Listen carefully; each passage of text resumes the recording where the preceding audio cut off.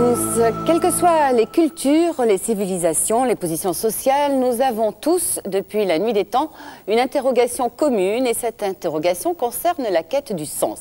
Quel être humain ne s'est pas en effet un jour questionné sur le sens de sa vie?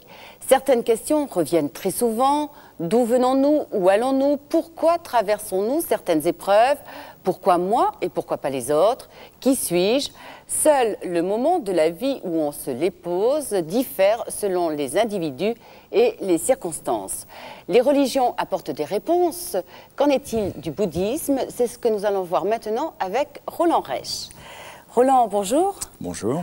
Alors vous êtes moine zen, disciple de maître Deshimaru. Vous dirigez le dojo de Nice et vous enseignez un peu partout en France et en Europe. Alors, est-ce que c'est parce que l'on se pose des questions sur le sens de la vie que l'on est amené, comme vous, à devenir moine zen? Oui, tout à fait. Ça a été le point de départ de ma recherche qui m'a amené à la découverte du zazen. Alors, aussitôt après la fin de mes études, j'ai commencé à travailler et je me suis très vite rendu compte que le fait d'être inscrit simplement dans la production du système économique n'était pas suffisant pour donner un sens à ma vie. Et donc j'ai commencé à une réflexion sur comment fonctionne le monde. Et j'ai été très frappé par la souffrance qui existe un peu partout, déjà en moi-même, mais aussi la souffrance que les hommes créent autour d'eux, à travers toutes les injustices, la violence qui est créée. Et je suis parti en voyage un petit peu pour explorer des pistes de solutions à ce problème de la souffrance qui, pour moi, de poser d'une manière encore plus aiguë la question du sens de la vie. Parce que je me disais, mais si on naît, on souffre et on meurt, quel sens ça peut avoir? Et donc c'est ça qui a été vraiment le point de départ de ma quête. Donc vous avez laissé tomber, entre guillemets, votre travail. J'ai laissé tomber mon activité professionnelle, oui, et je suis parti en voyage. Et au bout de ce voyage, j'ai découvert la pratique du zazen. Et cette pratique du zazen, très curieusement, alors que j'étais assez désespéré dans cette quête de sens, la pratique de zazen, d'un seul coup, a, dans l'instant où je me suis assis sur un zafu pour pratiquer... La première fois? La première fois, a non pas répondu à la quête du sens, mais aboli la question. Oui, ce qui est intéressant. Alors ça, on va y venir voilà. tout à l'heure, parce que c'est déjà... Voilà, c'était une expérience vraiment fondatrice de assis en zazen, en totale unité avec soi-même, dans cet état d'être profond que l'on contacte en zazen, la question du sens ne se pose plus. Néanmoins, on ne fait pas tout le temps zazen, et à partir de la pratique de zazen, des éléments de réponse à ma quête de sens me sont apparus. Pour revenir sur l'origine de votre quête du sens, ou de sens, donc on peut dire quand même que vous aviez un sentiment d'absurdité de l'existence. Est-ce que c'est la même démarche que celle du Bouddha au départ, qui a été révolté par la souffrance, la vieillesse, la mort? Oui, tout à fait. Pour moi, il est absurde de vivre si c'était simplement pour faire face aux différentes souffrances, le fait qu'on ne peut pas garder les êtres chers et que l'on aime, le fait que l'on ne peut pas obtenir ce que l'on désire, le fait surtout d'être le témoin constant de la souffrance des autres et d'un monde qui me paraissait fonctionner d'une manière absurde. Et je voyais en même temps, ayant fait des études de sciences politiques, ayant étudié l'histoire, que à travers l'histoire, et notamment l'histoire moderne, les hommes avaient beaucoup souffert pour essayer d'instaurer un monde meilleur, plus juste, et que partout, les tentatives avaient échoué, et que finalement, il m'a semblé que la question profonde était la question non pas simplement d'un changement dans l'ordre social extérieur, mais une véritable révolution spirituelle. Donc j'ai eu le sentiment que seule une révolution spirituelle, c'est-à-dire un changement radical de notre état de conscience, pouvait répondre à cette question du sens. Et toute notre société moderne est un petit peu comme une tentative d'abolir la question par nous avons tous les moyens de vous satisfaire. Il suffit d'être un bon producteur, il suffit de bien s'inscrire dans le système social. Bon, on vit dans une ambiance très matérialiste où finalement la question du sens est constamment recouverte par les propositions de l'avoir, du bien-être. Et finalement, peu de gens se posent vraiment vont vraiment jusqu'au bout de la question. Qu'en est-il de la métaphysique en général et du Bouddha en particulier? A-t-il répondu à ces questions que l'on se pose? Existe-t-il des réponses que l'on retrouve dans les sutras ou par autres? rapport à cette question du sens, d'abord, elle se pose dans deux directions. On peut se poser la question du pourquoi, en un seul mot, et alors ça nous fait remonter aux causes. Pourquoi je suis là? Pourquoi je souffre? Pourquoi y a-t-il quelque chose plutôt que rien? Pourquoi le monde existe? Pourquoi nous sommes là, hein? On ne pourrait ne pas exister. Donc là, c'est la question du pourquoi qui nous fait nous tourner vers les origines, une tentative de quête de l'origine, en pensant qu'on va trouver le sens dans l'origine. Pour le Bouddha, le monde existait depuis toujours. Alors, il a dit, avec cette parabole célèbre de cet homme qui était blessé par une flèche empoisonnée, si vous recevez une flèche empoisonnée, vous n'allez pas vous demander pourquoi on m'a envoyé cette flèche, qui me l'a envoyée, quel était l'âge de l'archer. Vous allez vous dépêcher de l'ôter et de vous guérir pour ne pas mourir empoisonné. Donc lui, la quête de sens, il l'a axée sur le comment ça se passe ici et maintenant dans ma vie, comment je fais pour créer de l'illusion et de la souffrance, et comment je peux m'éveiller de ça, comment je peux trouver une voie qui permet de résoudre la souffrance et par-delà la souffrance, donner un sens à l'existence, pas seulement pour moi, Shakyamuni Bouddha, qui était dans cette démarche, mais pour tous les êtres. Mais pour tous les êtres. Alors vous êtes passé du pourquoi au comment par la pratique de Zazen. Quelles sont les réponses alors qu'apporte le Zen à cette quête? Le Bouddha, dans son éveil, s'est éveillé quand même à une réponse sur le pourquoi. C'était que nous naissons dans des conditions particulières en fonction de notre karma, c'est-à-dire de nos actes antérieurs. Donc le pourquoi a bien une réponse au moins provisoire, c'est que si je suis dans cette vie-ci, si je suis là, ici et maintenant, c'est parce que mes actes précédents, et pas seulement dans cette vie, mais dans les vies antérieures, m'ont amené à vivre cette situation-là, et j'ai à évoluer à partir de ça. Mais ce que le Bouddha disait, c'est que ça ne sert à rien de remonter à l'infini. Oui, des causes. Voilà. Par contre, ce qu'il faut comprendre, justement, c'est le comment du mécanisme du karma.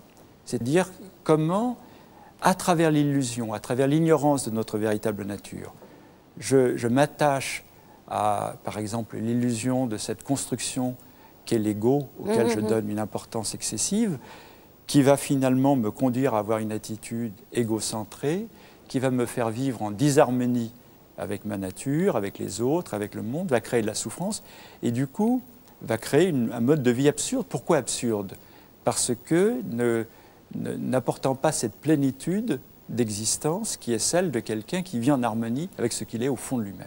Si on va au fond de cette question-là, eh bien, il y a l'éveil. Il y a la réalisation du fait que ce qui me cause mon illusion, c'est l'attachement à des notions, à des concepts, à des constructions mentales qui n'ont pas de correspondance avec la réalité. Et donc, par la méditation, par le zazen, quand on est dans l'école zen, on apprend à se connaître soi-même beaucoup plus profondément, et le sens de notre vie peut jaillir de la réalisation de qui je suis au fond, c'est-à-dire pas un ego fermé sur lui-même, autonome et éternel, mais un être de relation, un être constamment interdépendant des autres, de la nature, de tout l'univers.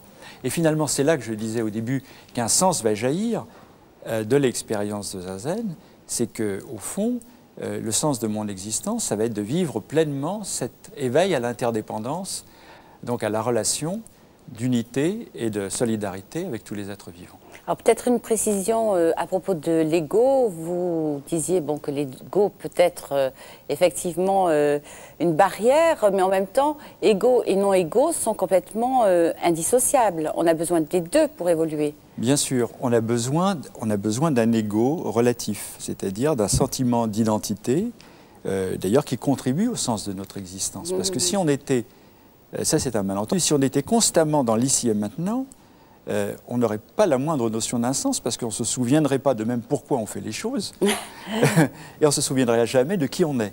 Donc c'est sûr qu'il y a ce qu'on appelle une personnalité, et ça le Bouddha ne l'a jamais nié. Donc nous avons une histoire, nous avons le souvenir de notre histoire, nous nous projetons dans l'avenir, et ça c'est tout à fait normal, mais le Bouddha faisait la même chose, les maîtres zen font pareil. Et simplement, ce qu'il ne faut pas, c'est se laisser enfermer, s'identifier à cette personnalité, c'est-à-dire à ce moi relatif, aller un peu plus profond et voir que l'autre face de ce moi relatif, c'est un être interdépendant de tout l'univers. Cette notion d'interdépendance, donc, fait prendre conscience justement du lien, et à partir de cette existence, cette connaissance du lien, on a conscience qu'on fait partie du tout, et c'est très important. Il faut bien se dire que dans la pratique du zen, il n'y a pas de notion. On emploie des mots, mais ça doit correspondre à une expérience. Donc l'interdépendance, ce n'est pas une notion philosophique ou métaphysique, c'est quelque chose que l'on vit, que l'on expérimente à travers son corps et son esprit. Mais si on l'expérimente profondément, on va réaliser cette dimension que le Bouddha appelait non-né. Qu'est-ce que ça veut dire non-né? Ça veut dire que ma vie n'est pas limitée par la naissance et la mort. Seulement si je m'identifie à ma personnalité et à mon ego relatif, oui. Et à ce moment-là, effectivement, confronté à la brièveté du temps et à la mort, eh bien, la question obsédante du non-sens s'impose. Mais si on sent que sa vie est inscrite dans une globalité, dans un tout et dans une durée qui précède la naissance et qui suit la mort, à ce moment-là, notre vie actuelle prend sens par rapport à une évolution. Alors finalement, en conclusion, Roland Reich, le sens de la vie, il est ici et maintenant et pas ailleurs? Je crois que ici et maintenant est relié à tous les points du temps, et que ici et maintenant n'est pas quelque chose de limité. Ici et maintenant englobe tous les temps, et notamment l'avenir, et l'avenir de l'humanité dépend de comment chacun s'engage d'une façon responsable dans sa vie, ici et maintenant, de façon à contribuer à une amélioration du monde. Et à ce moment-là, le sens que l'on va trouver pour notre vie sera un sens que l'on va pouvoir induire pour l'ensemble du monde. Toutes les idéologies ont voulu induire du sens et l'imposer. On a vu aussi les catastrophes que ça a créées. Oui. Enfin, le bouddhisme n'étant pas dogmatique. Voilà, parce que ce n'est pas parce que nous trouvons du sens dans notre pratique de zazen, moi je témoigne de mon expérience, je dis que ça peut faire sens pour d'autres gens qui auront la même expérience que moi. C'est proposé, mais on n'a aucune intention, personne n'a l'intention dans le bouddhisme ou dans le zen d'imposer du sens aux autres. On dit simplement que pour les gens désespérés, pour les gens désespérés ou sceptiques, qui pensent qu'il n'y a pas de réponse à la quête du sens, il y a des témoignages possibles du fait que, depuis le Bouddha Shakyamuni, certains, à travers la pratique de la méditation, ont retrouvé un sens à leur vie. Roland, merci. Merci.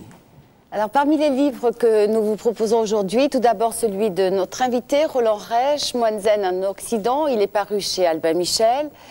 Zen et vie quotidienne de Maître Deshimaru est publié également par Albin Michel. Bouddhisme, philosophie et religion de Bernard Faure est édité par Flammarion. Et pour finir, nous vous proposons également ce livre qui vient de paraître aux éditions Lettres Images, Tomber pile, faire face. Il est écrit par Bernard Leblanc-Almos. Si vous souhaitez nous écrire, c'est le moment de noter notre adresse, UBF, boîte postale 240 étoiles, 75 770, Paris, CEDEX 16. Par ailleurs, vous trouverez des renseignements sur le bouddhisme en France en composant sur votre Minitel le 3615, code France 2, voie bouddhiste. Merci de nous avoir suivis. C'est le moment de se quitter. Je vous souhaite une très très belle semaine à tous. À dimanche prochain.